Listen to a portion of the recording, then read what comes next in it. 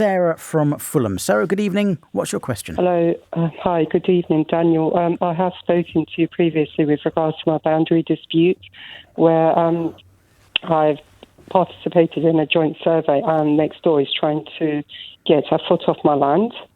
Now, as per your advice, I've disagreed with that. I've recently found out from their single surveyor, he actually produced a report for them, a brief report for their sole use only and not to be relied on by third parties.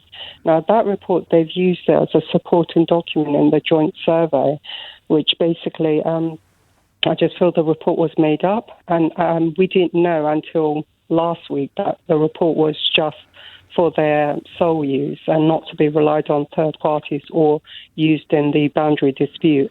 Just need to understand where I stand legally and what I can do about it. Sarah, thanks for calling in again and updating us. We spoke about 6 weeks ago, didn't we?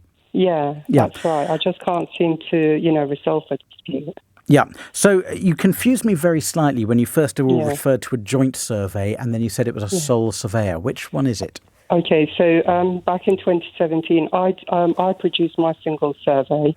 They went and produced a single survey. They refused to do a joint survey. In this year, they've agreed to a joint survey. The joint survey, the outcome was that they want. I'm trying to give a foot off my land away to them. Now, I kind of question the credibility of their single survey report. I got in touch with their surveyor who produced their single survey. Who presumably refused to speak to you on the basis you weren't the client? Yes, but then I said, look, it's affecting my boundary.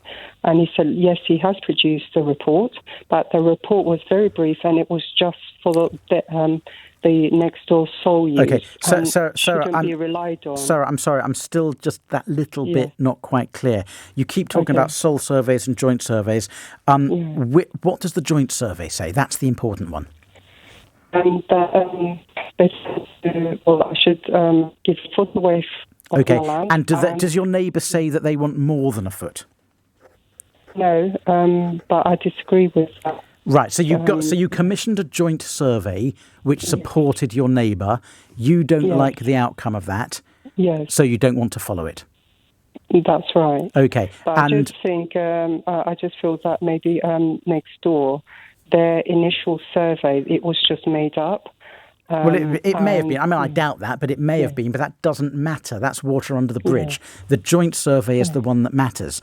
And if the joint surveyor who you both instructed said that you, in essence, you have a foot too much and the boundary's in the wrong place, it's going to be very, very difficult for you to argue otherwise in a court if they sue you.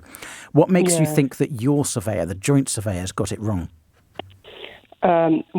Because the concrete posts at the end of the garden, when I initially built the house, didn't form part of the boundary. Says you. Yeah. Yes. But the joint surveyor says otherwise. Yes. So come back to the question. Why do you say the joint surveyor's got it wrong? Because I bought the property where the concrete post is inside my boundary. All right. Never formed, Okay, I understand the issue, Sarah. Here's the legal position.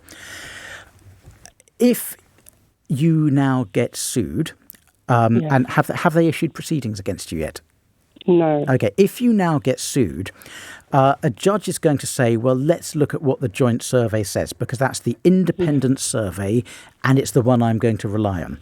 The joint survey says you're encroaching a foot onto your neighbour's land. I know you don't agree with that. They are. Sorry, they are. So they're trying to, take a foot off my land. Yeah. So the survey supports you? No, so basically instead, my title plan is straight and centred from the party wall. So now the joint survey shows the new boundary as more to the left. OK, so whatever the position is, a judge is going to follow what the joint survey says. And if you don't agree with the joint survey, you can go and get another survey. But goodness, how many surveys are we going to have on this? You've had one, your neighbour's had one, you've got a joint one. If you go and get another one, a judge is just going to say, well, I don't know who to believe, so I'm going to follow the joint survey, because the whole point of the joint survey was to get someone impartial to make an agreed recommendation. And unless something miraculous happens, Sarah, the judge will follow the joint survey. And if you try to persuade the judge not to, there is a very real risk that you're going to end up paying quite significant legal costs. Sarah, I appreciate you've called back in for a little bit more advice. It's not the advice you wanted to hear, but maybe, just maybe, it's time to recognise that you might be on a hiding to nothing here, and perhaps your neighbour is right and you're wrong. But maybe not. Who knows? I think I know what a judge will decide, though.